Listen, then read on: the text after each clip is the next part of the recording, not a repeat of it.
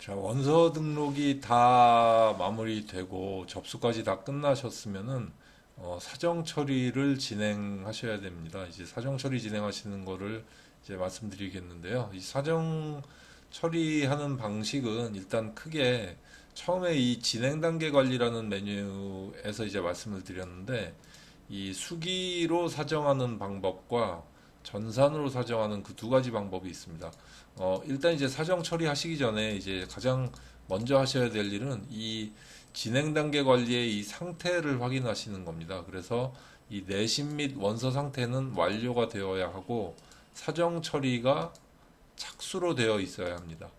사정 처리 부분은 이제 직접 고등학교 선생님들께서 처리를 해주셔야 되는 부분이고요.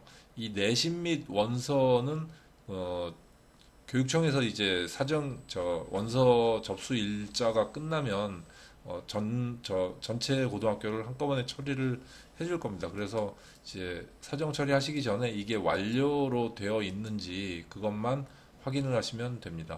그다음에 이제 사정 처리를 이제 지금 좀 전에 말씀드린 대로 상태를 착수로 바꾸고요.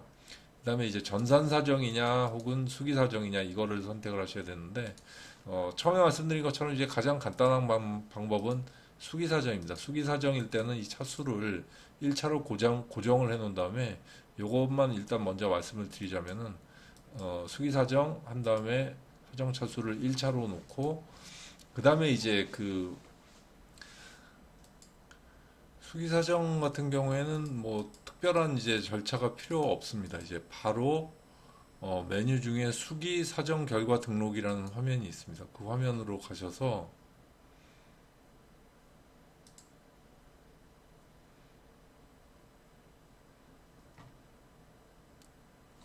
시스템이 좀 갑자기 느려졌네요. 예. 수기 사정 결과 등록이라는 화면을 열어보시면은 그 처음에 이제 팝업 창에 메시지가 나옵니다. 내용을 잠깐 읽어보면은 이제 차수별 평가, 점수 관리 등 전산 처리 절차 일부 생략 합격 여부를 처리하는 화면입니다.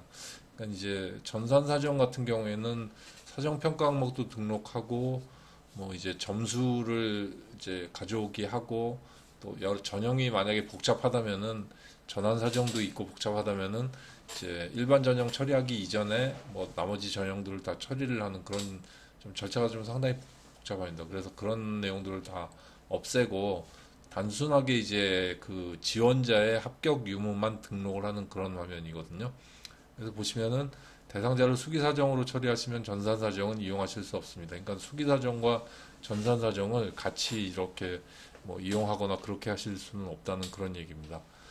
전산 사정 처리할 때도 그 일부만 전산으로 하고 일부는 수기로 하고 이렇게 하기는 그렇게 하기는 어렵습니다. 물론 이제 전산 사정을 할 때는 전산 사정 최종한 이후에 결과를 이제 한두 건 혹은 뭐 여러 건이라도 결과를 인위적으로 수정은 가능합니다. 그거는 가능하지만 전산과 이제 수기 사정 자체의 그 방법을 이제 바꿔가면서 할 수는 없다 그런 말씀입니다. 최초에 이제 저 지금 보여드린 진행 단계에서 사정 방법을 수기 사정으로 해야 이 화면을 쓰실 수가 있습니다. 그다음에 이제 사정 평가 항목 화면의 평가 항목은 각 전형 유형별로 1차만 등록하십시오. 이게 뭐 평가 항목은 사실 크게 영향을 미치지 않기 때문에 이 사정 처리 수기 사정 처리할 때 평가 항목은 큰 의미는 없습니다. 그다음에 사회통합 전형 불합격자의 일반 전형 전환 사정 여부를 모두 반영한 최종 사정 결과를 등록하셔야 합니다. 그러니까 만약에 이제 그 전환 사정을 하는 학교라고 하더라도 그 전환 사정까지 이제 내부적으로 처리를 하신 이후에 최종 합격 여부만 등록을 해야 된다 그런 말씀입니다. 그다음에 그 이후에 수기 사정 등록이 끝나고 나면 이후에 사정 마감 처리는 전산 사정하고 동일하게 진행을 하셔야 됩니다. 그러니까 마감 처리는 동일하게 하신다고 생각하시면 됩니다.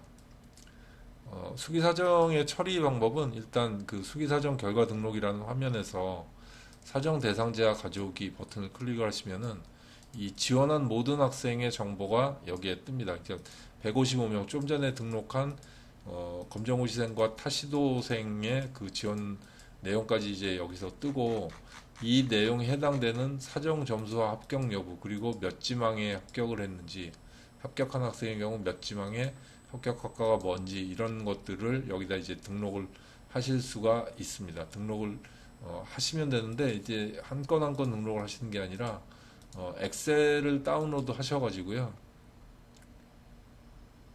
다운로드한 내용을 뭐 여기서 이제 사정 점수, 합격 여부, 그다음에 지망 합격 학과 이런 것들은 내부적으로 처리를 하신 내용을 직접 입력을 하신 다음에 등록을 하시면 됩니다. 그래서 예를 들어서 이제 저는 이제 별도의 이제 저장한 내용 엑셀을 한번 올려보도록 하겠습니다.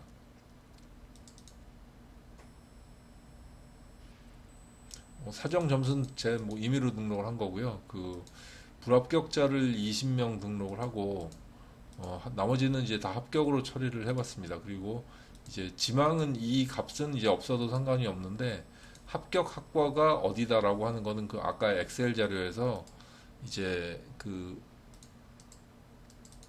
잠깐 그 엑셀 자료를 보여드리면은 이런 식으로 합격 학과가 그 어디다라는 거는 꼭 기록을 하셔야 됩니다. 이 합격 학과가 뭐 이제 엑셀 편집을 하실 때 이제 숫자만 입력을 하시면 됩니다. 뭐 이런 식으로 이제 작업을 하신 다음에 이제 업로드를 하시면은 위에 이 업로드가 되고요. 내용을 확인하시고 뭐 이상이 없다 싶으시면은 그대로 저장 처리를 하시면은 이제 합격 여부가 이제 20 불합격자가 20명이 되고 합격자가 나머지 이제 합격했다라고 그렇게 이제 생각하시면 될 것 같습니다. 뭐 이 처리 순서는 여기에 나와 있는 이대로 이제 하시면 되고요. 그다음에 이제 사정 그 결과조회라는 화면에서 지금 얼마나 이제 어떻게 합격을 했는지를 확인을 하실 수가 있고 각 개인이 어떻게 합격을 했는지 합격 불합격 여부를 조회를 해 보실 수도 있고요. 사정 결과 조회에서 이제 뭐 엑셀로 출력을 하신 다음에 이제 확인해 보실 수도 있고 이상이 없으면 이 사정 마감이라는 화면에서 사정 처리 마감 처리를 하시면은 그대로 이제 그 이 사정 절차는 끝이 납니다. 여기 보시면은 이제 제가 뭐 임의로 등록을 한 거니까 각 과별로 정원이 있고 그다음에 합격 여부로 등록된 인원이 있고 그에 대한 차이가 이렇게 나옵니다. 그러니까 합격자가 이제 남자 여자 뭐 이렇게 나오고 뭐 45, 45, 45 이렇게 합격 처리를 아까 제가 엑셀에서 했는데 정원은 이렇게 되기 때문에 실제로는 이제 30명이 더 합격을 했다 이제 그런 얘기거든요. 이거는 이 토목과는 18명이 더 합격했다, 뭐 11명이 더 합격했다 그런 얘기인데 이게 만약에 이제 정원에 미치지 못한다면 차이는 마이너스로 이제 숫자가 나옵니다. 어쨌든 그 내용은 이제 확인을 하시고요. 여기서 이제 사정 처리 마감을 이제 일정에 맞게 해 주시고 나면은 이제 전기 쪽은 어차피 불합격자들은 다시 그 회수를 해서 이제 후기 쪽을 쓴다든지 해야 되기 때문에 이 불합격자 원서 회수 일자가 뜬다면은 이제 교육청에서 불합격 처리한 학생들의 원서 회수까지 다 끝났다라고 하는 거를 아실 수가 있습니다.